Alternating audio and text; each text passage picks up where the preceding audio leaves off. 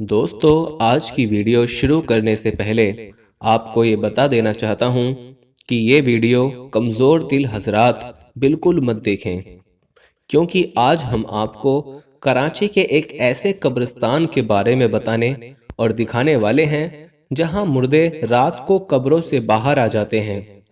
दोस्तों, ये सुनकर यकीनन आप यकीन नहीं करेंगे, मगर आप आखिर तक ये वीडियो देखेंगे तो जान लेंगे कि ये वाकई सच है, क्योंकि ये वीडियो फुटेज हमें जिसने भेजी है और जो इस कब्रिस्तान में उसके साथ बीता है, वो शख्स हमें सुनाते हुए भी डर रहा था, मगर उसने बड़ी हिम्मत करके जो हमें सुनाया वो सुनने के लिए दोस्तों आप भी हिम्मत रखिएगा।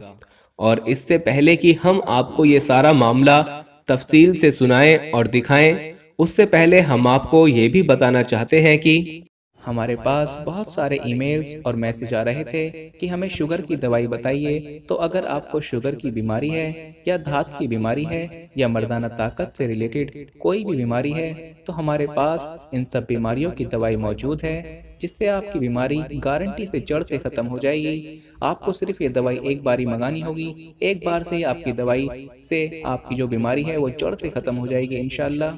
हमारे जो आलिम हैं उन्होंने इस दवाई पर पढ़ाई की है, वसाइफ की हैं। तो अगर आप दवाई मंगवाना चाहते हैं तो हम कुरियर से आपके पास दवाई भेज देंगे। दवाई के प्राइस भी ज़्यादा हाई नहीं हैं। दवाई मंगवाने के लिए आप स्क्रीन पर दिए गए नंबर पर व्हाट्सएप करके दवाई ऑर्डर कर सकते हैं, और ज़्यादा जानकारी के लिए आप व्हाट्सएप पर मैसेज करें। दोस्तों, यूं तो हमारी जिंदगी में कभी ना कभी कोई ना कोई खौफनाक वाकया जरूर पेश आया होगा, और कुछ वाकया नाकाबिले यकीन होते हैं और चाहकर भी ज़हनो दिल से मिट नहीं पाते। ये वाकया जो आज हम आपको सुनाने जा रहे हैं, ये वाकया हमें सरफराज ने सुनाया, जो लाहौर का रिहायशी है। सरफराज घूमने फिरने का शौक रखता है और इसने अपने दोस्त वसीम के साथ कराची की सैर का प्रोग्राम बनाया था। दोनों दोस्तों को ऐसी ऐसी जगह देखने का शौक था जो अपने अंदर तारीख रखते हों। और दोस्तों, आप जो जानते हैं कि कराची से आगे सिंध और बलूचिस्तान के लातादाद जगह अपने अंदर सदियों की तारीख छुपाए हुए हैं। दोनों दोस्त अपना अपना कारोबार कामयाबी से चला रहे थे। रुपए पैसे की कोई कमी नहीं थी। बाय रोड सफर करते हुए दोनों कराची पहुंच गए। कराची की आम मशहूर जगहों को तो पहले भी देख चुके थे। इस बार वो कराची के इर्द गिर्द की जगह देखने का इरादा रखते थे, लिहाजा छोटी छोटी जगह देखते देखते वो एक गांव में पहुंचे। वो काफी कदीमी गांव था। एक अजीब सा एहसास उसकी फिजाओं में था। कदीम तर्ज के अभी भी वहां घर थे। कुछ इमारतें खंडर की सूरत इख्तियार करने के बावजूद अपने अंदर सदियों की तारीख सुनाती दिखाई दे रही थीं। उनको इस गांव का माहौल काफी दिलचस्प लगा और उन्होंने वहां रुकने का इरादा कर लिया। गांव का सरबराह, जिसका नाम फजलुद्दीन था, उसने उनका खुले दिल से इस्तकबाल किया और अपनी हवेली में ही मेहमान बनाया। वहां के लोग उसको काफी मेहमान नवाज लगे। जब वो वहां पहुंचे तो सुबह का वक्त था। उन्होंने दोपहर में गांव घूमना शुरू किया। गांव का सरबराह उन्हें खुशी खुशी हर जगह घुमाता रहा। फिर चलते चलते वो एक जगह रुक गया और कहा कि यहाँ से अब वापसी करेंगे। उसके चेहरे पर खौफ के आसार साफ दिख रहे थे। उन्होंने इस खौफ को महसूस किया तो गांव के सरबराह फजलुद्दीन से पूछा कि इसके आगे भी हमें कोई दिलचस्प जगह नजर आ रही है। दरख्तों के झुंड में उन्हें बुलंद दीवारें दिख रही थीं। बीच में छोटा सा नाला बह रहा था, जैसे वो नाला जानकर बनाया गया हो ताकि दूसरी तरफ कोई जा ना सके।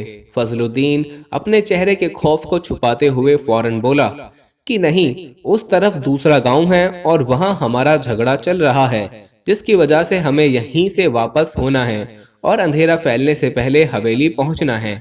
लिहाजा वो वहां से चले तो गए, लेकिन उन्होंने फजलुद्दीन का लहजा भांप लिया था कि ये उनसे कुछ छुपा रहा है और उन्हें बताना नहीं चाह रहा। शाम से पहले वो उन्हें हवेली ले गया, जहां उनकी काफी खातिरदारी की गई। अंधेरा फैलते ही उन दोनों ने महसूस किया कि जैसे यहाँ के लोग अंधेरे से खौफजदा हैं, या कुछ ऐसी बात जरूर है, क्योंकि अंधेरा फैलते ही हवेली के दरवाजों को अच्छी तरह बंद कर दिया गया और गांव के लोग अपने अपने घरों में घुस गए थे।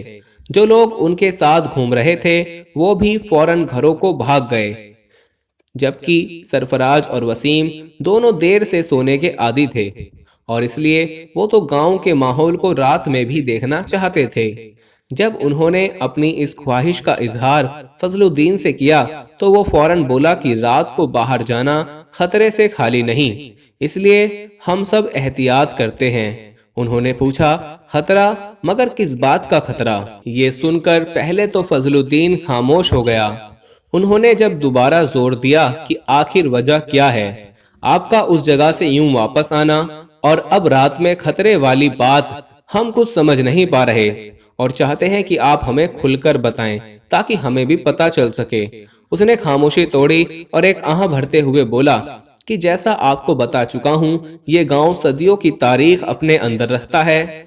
जहां से मैं आपको वापस ले आया था उसके आगे जो ऊंची ऊंची दीवारें दरख्तों के झुंड में घिरी आपको दिखाई दे रही थीं, वो जगह जटली कहलाती है और वो एक कदीमी कब्रिस्तान है जिसे जटली कब्रिस्तान कहा जाता है। ये कब्रिस्तान खौफनाक दास्तानों से भरा पड़ा है, कदीम और दुनिया के बड़े बड़े कब्रिस्तानों में गिना जा सकता है। इसका रकबा तकरीबन 10 किलोमीटर पर फैला हुआ है और यहाँ लाखों कब्रें हैं। ये कब्रिस्तान कोई नहीं जानता कितना पुराना है, मगर एक अंदाजा है कि ये 500 साल पुराना है।